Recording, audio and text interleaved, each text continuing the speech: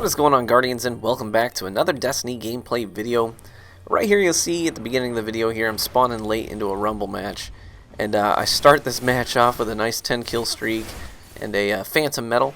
But in this video I wanted to talk about two huge things when it comes to keeping up with fast-paced gameplay and managing multiple targets, and that is radar and spatial awareness. So understanding in terms of your spatial awareness where things are located without looking at them, understanding elevation changes with sort of instinctually without really having to give it a whole lot of thought, and also just being mindful of the radar, because that plays into your spatial awareness because of how sometimes it's like right here it's translucent, it's telling me that there is an opponent nearby but there's an elevation change. So understanding the coordination between what your radar is telling you and what the map is telling you. And so that helps you more accurately place opponents. And with things like fusion rifles especially, that's why you're going to see me using a fusion rifle in a lot of this gameplay here. With fusion rifles especially, you have to anticipate not just enemy movement, but where they're going to be in a second or two, and understanding how that coordinates with your radar and your spatial awareness so that you're accurately placing your shots no matter what the elevation changes might be. So there's the Phantom right there. So here's a good example of when it comes in handy. At this point I start taking damage from behind. Now I got blindsided because the guy was outside of radar range, but I just quickly shade step to some cover. Now I've got two opponents on my radar, one behind me, one in front of me. My plan at this point is to push one of them and then pull a 180 and engage the second. Now I choose to go for the guy that's in front of me, not the one that's behind me, because obviously the one that's behind me has already gotten shots on me. He's got me primed. He sort of understands the situation better. So it makes more sense to push the guy that hasn't been engaged yet. That way I'm going into an engagement where the guy doesn't know exactly what to expect. Because if he knew that I was primed, he might just go for a body shot with a sniper. It would affect the way that he approached the engagement. So if that makes sense. Knowing a map well is also a big part of doing this well. And this map in particular, Thieves' Den, just has so many elevation changes that are just weird and quirky. Like, they're not necessarily predictable elevation changes. It really just comes from playing the map enough to understand the degrees of those elevation changes, because they're just weird. There's like some areas where there's one step up, one step down. Even this middle B platform is slightly lower than the surrounding areas. It drops down just a smidge. And then you've got all these caves and this strange infrastructure of the map that just doesn't seem to make a lot of sense.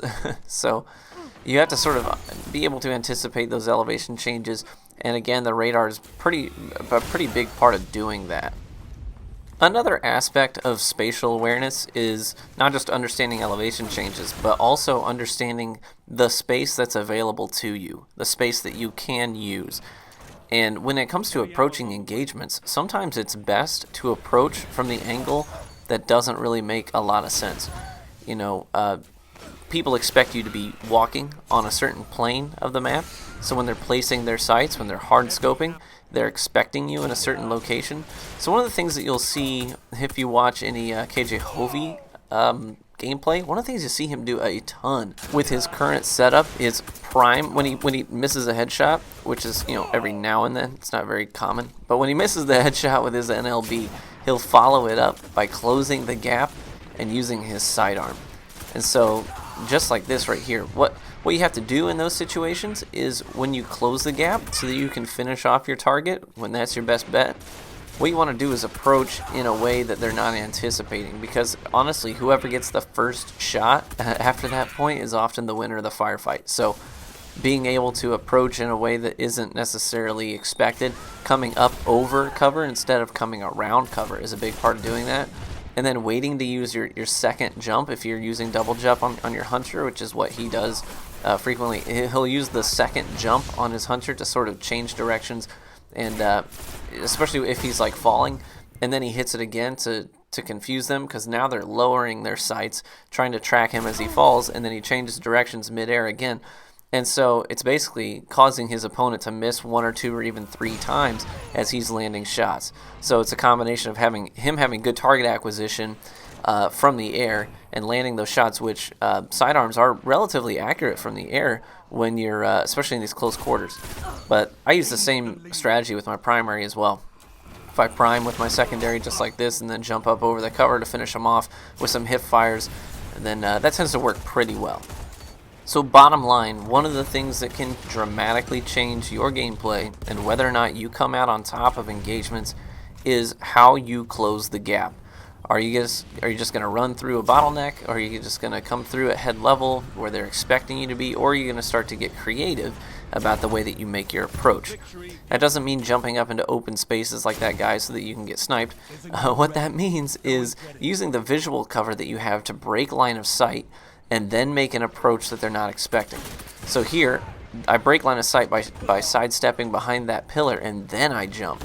That's what it's all about. And then as soon as I got the kill, I looked at the radar, saw another guy was approaching, switched to my primary, set it according to the elevation change, because I'm very familiar with this map, and got the NLB kill to wrap up the team.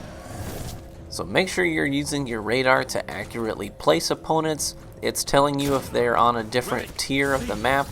And then sort of understand, is that lower, is that higher? Think about the map itself and where that means that they are so that you can accurately place your shots and anticipate enemy movement.